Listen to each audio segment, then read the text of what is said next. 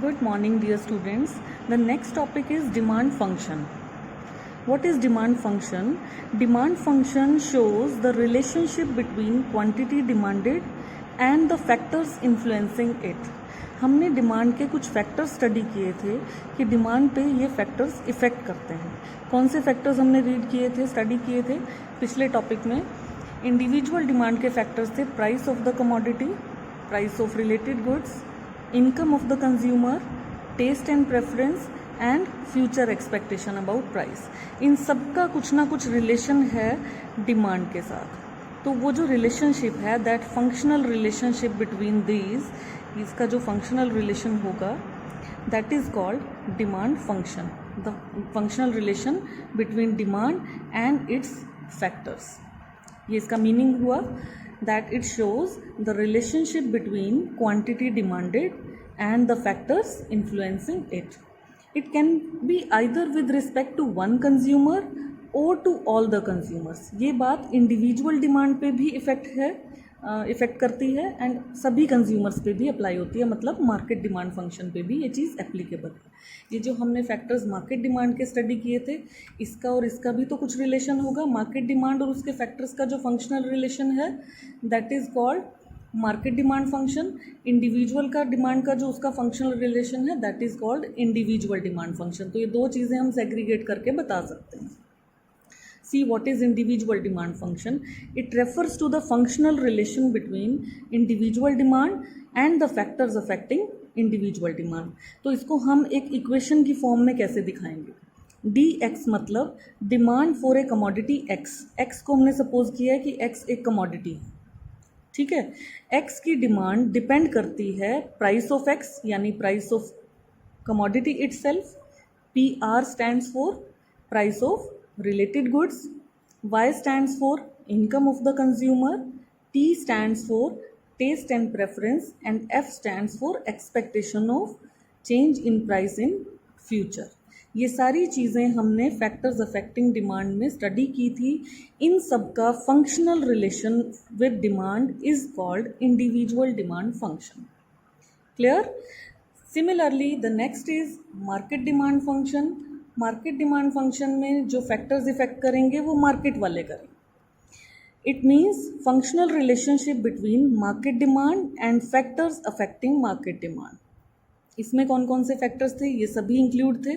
Individual demand के factors भी include होते हैं मार्केट में. तो सेम फंक्शन हम डिमांड का शो करेंगे मार्केट डिमांड के साथ. That demand for x is a function of price of commodity itself, price of related goods, taste and preference, income, change in expectation of price in future. PO stands for size and composition of population, S stands for season and weather, and D stands for distribution of income. हमने पिछले topic में पढ़ा था कि market demand पे वो सारी चीज़ें इफ़ेक्ट करती हैं जो इंडिविजुअल डिमांड में भी करती हैं. उसके साथ साथ प्लस ये तीन फैक्टर्स और ऐड हो जाते हैं मार्केट डिमांड में. इसलिए इसके फंक्शन का जब हम इक्वेशन मेंशन करते हैं तो इसमें इंडिविजुअल डिमांड के भी सारे फैक्टर्स आएंगे और मार्केट डिमांड के भी आएंगे. इन सबको सम अप कर देंगे तो वो मार्केट डिमांड फंक्शन कहलाएगा. Is it clear? The next is demand schedule. Now what is schedule? अब इसी चीज़ को अगर हम एक टेबल की फॉर्म में शो करें, it is a tabular statement showing various quantities of a commodity being demanded at various levels of price during a given period of time. एक पर्टिकुलर टाइम में एक पर्टिकुलर प्राइस पे एक consumer different quantities अगर ख़रीदता है, उस table को show करने वाली स्टेटमेंट को हम डिमांड शेड्यूल बोलते हैं. It shows the relationship between price and quantity demanded. Price और क्वांटिटी के रिलेशन को शो करने वाला table is called demand schedule. Demand schedule भी दो तरह का होता है. जैसे डिमांड दो तरह की है, individual demand and market demand, ऐसे ही डिमांड शेड्यूल भी दो ही टाइप्स का है, individual demand schedule and market demand schedule. Individual schedule में जो हम टेबल बनाएंगे वो हम एक ही कंज्यूमर को फोकस करके बनाएंगे। जैसे हमने मीनिंग में पढ़ा था that in individual demand there is a single consumer who is willing to buy. यहाँ पे भी वही सिंगल कंज्यूमर है, he is willing to buy but at different level of prices. जैसे टेबल में हमने क्या शो किया है, एक कॉलम हम प्राइस का बनाएंगे, एक कॉलम हम क्वांटिटी डिमांडेड का बनाएंगे। हम क्या देख रहे हैं इसमें, प्राइस इज डिक्रीजिंग 5 4 3 2 1। प्राइस अगर डिक्रीज होता है तो डिमांड हमारी इंक्रीज होती है, क्योंकि हमने प्राइस का डिमांड के साथ रिलेशन स्टडी किया that there is an inverse relation between price and quantity demanded. तो जब हम इंडिविजुअल डिमांड शेड्यूल बनाएंगे हम क्या शो करेंगे कि एक कंज्यूमर की डिमांड इस तरह से चेंज होती है अगर प्राइस में चेंज आ जाए। लाइक प्राइस फॉल हो रहा है तो डिमांड इस तरह से इंक्रीज हो रही है, सिंगल चीज़ दिखाई है हमने। This is called individual demand schedule.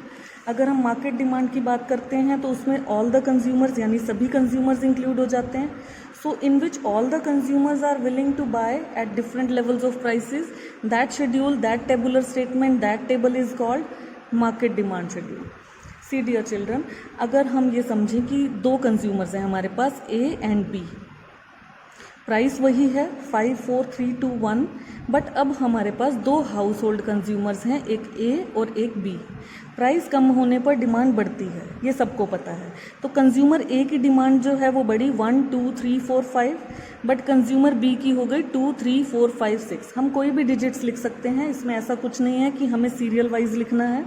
We can write hair 3 8 10 12 19, लेकिन कोशिश ये करें बेटा डिजिट्स स्मॉल हो ताकि आपको समेशन में प्रॉब्लम ना हो, ग्राफ्स बनाने में प्रॉब्लम ना हो। ये सिर्फ आपको समझाने के लिए बताया है कि आप छोटा डिजिट्स ले लीजिए। लाइक प्राइस फॉल हुआ तो डिमांड इंक्रीज हुई, बस ये ध्यान रखना है that there is an inverse relation between price and demand. आप यहाँ प्राइस को बढ़ा के लिख सकते थे 1 2 3 4 5, अगर इसको इंक्रीज करते हो तो इसे डिक्रीज कर देते 5 4 3 2 1।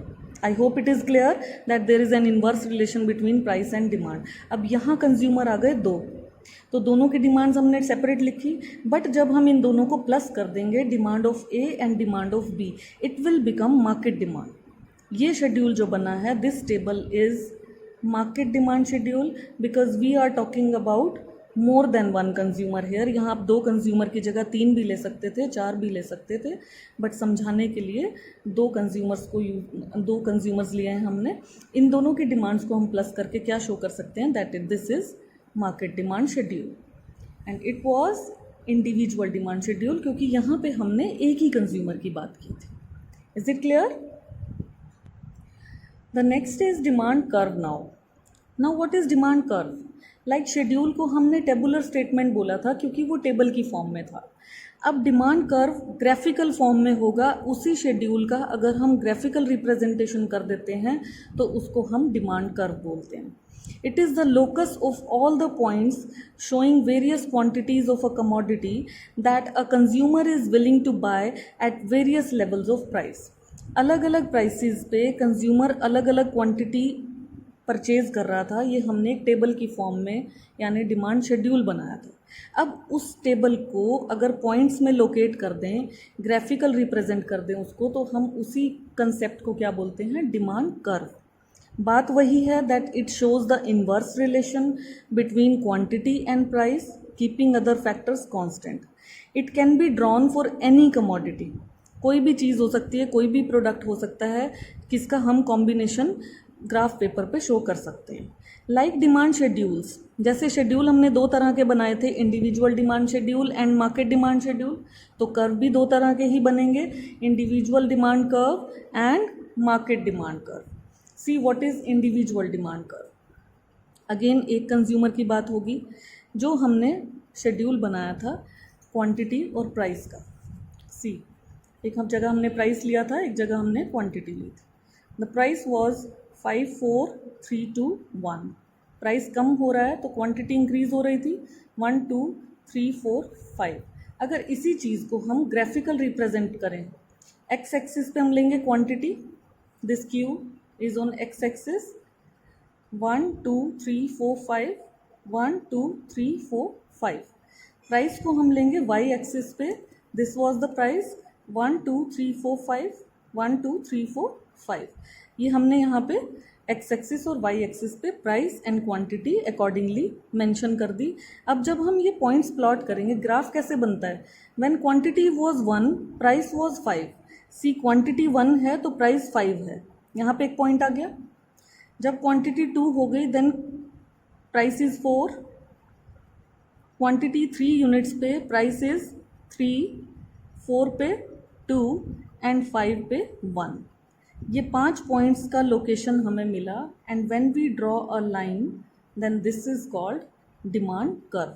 This is individual demand curve because we are talking about a single consumer. ये हमने सिंगल कंज्यूमर की बात की है इसलिए इसको हम इंडिविजुअल डिमांड कर्व बोलेंगे। इसी तरह से जब हम अब ये कंज्यूमर ए मान लेते हैं और जो हमारा दूसरा कंज्यूमर था उसकी क्वांटिटी हम यहाँ लिखते हैं 2, 3, 4, 5, 6।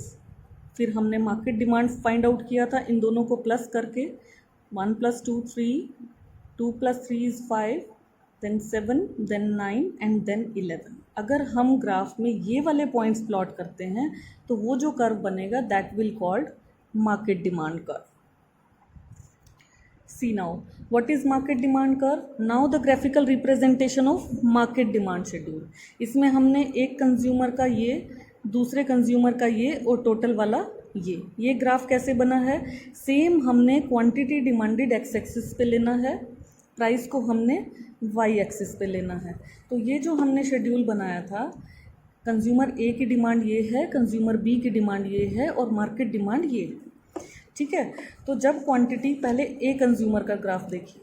कंज्यूमर ए ने क्या 5, 4, 3, 2, 1 यही प्राइस था 5, 4, 3, 2, 1 एंड द क्वांटिटी वाज 1, 2, 3, 4, 5। फिर कंज्यूमर बी का ग्राफ बनाया हमने ये वाले पॉइंट्स लेकर और फिर टोटल पॉइंट्स लेकर हमने बनाया है मार्केट डिमांड कर्व। चेक करिए बेटा, when price was 5 market demand was 3, when price was 5 market demand was 3। ठीक है, यहाँ से आपको ये टोटल करके आपको यहाँ से फाइंड आउट करना है। Is it clear what is market demand and what is individual demand? अब इसका कंपैरिजन है कि अगर हमें एक ग्राफ दिया हो और हमें पहचानना हो कि कौन सा मार्केट डिमांड कर्व है, तो market demand curve is flatter in shape, it is flat in shape. Individual demand curve steeper होते हैं यानी स्टैंडिंग फॉर्म में होते हैं, बट मार्केट डिमांड कर्व जो होता है that is flat in shape. ऐसा क्यों होता है? क्योंकि प्राइस चेंज होता है तो मार्केट में जो प्रोपोर्शनेट चेंज है वो ज़्यादा आता है इंडिविजुअल डिमांड के प्रोपोर्शनेट चेंज से। इंडिविजुअल डिमांड में जो चेंजेस हैं उससे कहीं ज़्यादा चेंजेस मार्केट डिमांड में आते हैं, इसलिए ये स्टीपर होते हैं इंडिविजुअल डिमांड कर्व्स और मार्केट डिमांड कर्व फ्लैटर होता है। Thank you, have a nice day.